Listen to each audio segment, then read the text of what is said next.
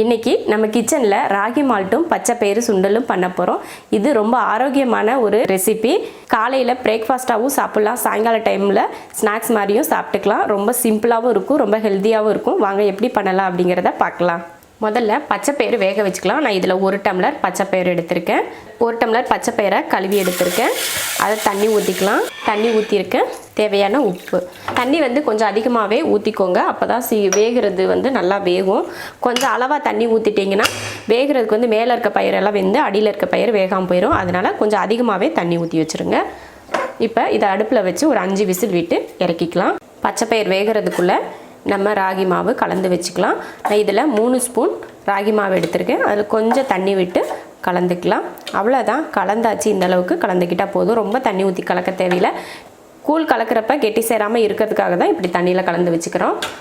கூழ் காய்க்கிறதுக்கு ஒரு பாத்திரம் வச்சு 1 டம்ளர் பால்,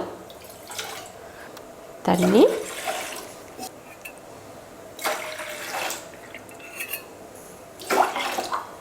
ஒரு டம்ளர் பாலுக்கு 3 டம்ளர் தண்ணி ஊற்றிருக்கேன். இப்போ ஸ்டவ் ஆன் பண்ணிக்கலாம். இது நல்லா கொதிக்கட்டும். கொதித்ததுக்கப்புறமா நம்ம அந்த மாவு கலக்கணும் இல்லையா, அதை கலந்துக்கலாம். பால் கொதிக்க ஆரம்பிச்சிருச்சு. இப்போ அடுப்பை சிம்மில் வச்சிடலாம். இப்போ இது பாலில் ஊற்றிக்கலாம். அடுப்பை சிம்மில் வச்சுட்டே காய்ச்சுங்க. ஹை ஃப்ளேமில் வச்சிங்கன்னா சீக்கிரமாக கெட்டியாயிரும், மாவு வேகாமல் போயிடும். அதனால் சிம்மில் வச்சுட்டே காய்ச்சுங்க. கலக்கி ஊற்றுனதுமே பாருங்கள் கட்டி இல்லாமல் இருக்குது. இதை நீங்கள் கலக்காமல் டைரெக்டாக மாவை போட்டிங்கன்னா அப்படியே கட்டி கட்டியாக நின்றும். கூழ் குடிக்கிறதுக்கு நல்லா இருக்காது. ஒரு 5லேருந்து 6 நிமிஷம் தான் ஆகும், அதுக்கு மேலே டைம் எடுத்துக்காது. இப்போ இதில் சர்க்கரை சேர்த்துக்கலாம். 1 2 3 ஸ்பூன் சர்க்கரை சேர்க்குறேன். நீங்கள் இதில் நாட்டு சர்க்கரை கூட சேர்த்துக்கலாம். அது உங்கள் விருப்பத்தை பொறுத்து. சர்க்கரையோ நாட்டு சர்க்கரையோ இல்லை கருப்பட்டி இந்த மாதிரி எது வேணாலும் இனிப்புக்கு நீங்கள் சேர்க்கலாம். இனிப்பு இல்லாமல் கூட நீங்கள் இந்த கூழ் காய்ச்சிக்கலாம். வெறும் உப்பு மட்டும் போட்டு நீங்கள் இந்த கூழ் காய்ச்சிக்கலாம். இனிப்பே இல்லாமல் கூட இந்த கூழ் குடிக்கலாம், நல்லாயிருக்கும். ஒரு சிலருக்கு இந்த கூழில் இனிப்பு போட்டு குடிக்கிறதுலாம் பிடிக்காது. அப்படி இருக்கிறவங்க இனிப்பு இல்லாமல் குடிச்சிக்கலாம். அதே போல் பால் இல்லாமலும் இந்த கூழ் காய்ச்சிக்கலாம். பாலுக்கு பதில் தண்ணியே எக்ஸ்ட்ரா 1 டம்ளர் நீங்கள் ஊற்றிக்குங்க. கூழ் நல்லா கெட்டியாயிருச்சு. இப்போ இதில் ஏலக்காய் தூள் சேர்த்துக்கலாம். சும்மா ஒரு பிஞ்ச் அளவுக்கு சேர்த்துக்கோங்க. அதிகம் ஏலக்காய் வேணாம். ஏலக்காய் பிடிக்கலைன்னா சேர்க்க தேவையில்லை. நம்ம டம்ளரில் ஊற்றி குடிக்கிறதுக்கு இந்த அளவுக்கு இருந்தால் தான் நல்லாயிருக்கும். அதனால் இப்போ இறக்கிடலாம். இறக்கிட்டு பச்சை பயிரை தாளிச்சிடலாம். சூப்பராக வெந்திருக்கு.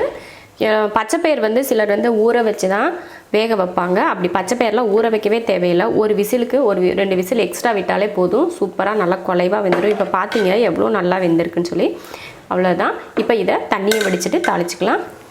பச்சை பயிர் தாளிக்கிறதுக்கு எண்ணெய் காஞ்சிருச்சு. கடுகுளுந்து பொரிஞ்சதுமே கருவேப்பிலை, ஒரு பெரிய வெங்காயம், ஒரு பச்சை மிளகாய். வெங்காயம் நல்லா வதங்கிருச்சு. இதில் பச்சை பயிரை சேர்த்துக்கலாம். அடுப்பு ஆஃப் பண்ணிடலாம். அவ்வளோதான். ஆஃப் பண்ணிவிட்டு கிளறி விட்டுக்கலாம். மொத்தத்திலேயே ஒரு 10 நிமிஷம் தான் ஆயிருக்கு. 10 நிமிஷம் கூட அதிகம்தான். அது பச்சை பயிர் வேகிற டைம்லையே இந்த கூழும் ரெடி ஆயிடுச்சு பாருங்கள். அவ்வளோ சீக்கிரம் செஞ்சு முடிச்சலாம். ரொம்ப ஹெல்த்தியான ஒரு ரெசிபி இது. ராகி மால்ட்டும் பச்சை பயிர் சுண்டலும். பச்சை பயிர் சுண்டல் உங்களுக்கு தாளிக்க விருப்பம் இல்லை அப்படின்னா கூட நீங்கள் தாளிக்காமல் கூட சாப்பிட்லாம். ராகி மால்ட்டும் பச்சை பயிறு சுண்டலும் ரெடி ஆயிருச்சு. இது 5 மாதத்து குழந்தையிலேருந்து 100 வயசு பெரியவங்க வரைக்குமே சாப்பிடலாம். ரொம்ப ரொம்ப ஹெல்த்தியான ஒரு ரெசிபி இது. நீங்களும் இது போல் செஞ்சு பார்த்துட்டு பிடிச்சிருந்தா லைக் பண்ணிவிட்டு ஷேர் பண்ணிவிட்டு கமெண்ட் பண்ணுங்கள். நம்ம செரின்ஸ் கிச்சன் சேனலுக்கு சப்ஸ்கிரைப் பண்ணாதவங்க சப்ஸ்கிரைப் பண்ணிவிட்டு பக்கத்தில் இருக்க பெல் பட்டனை ப்ரெஸ் பண்ணுங்கள். அப்போ தான் நான் போடுற வீடியோவோட நோட்டிஃபிகேஷன் உங்களுக்கு உடனே வரும். என்னோடய வீடியோவை உடனே பார்க்கலாம்.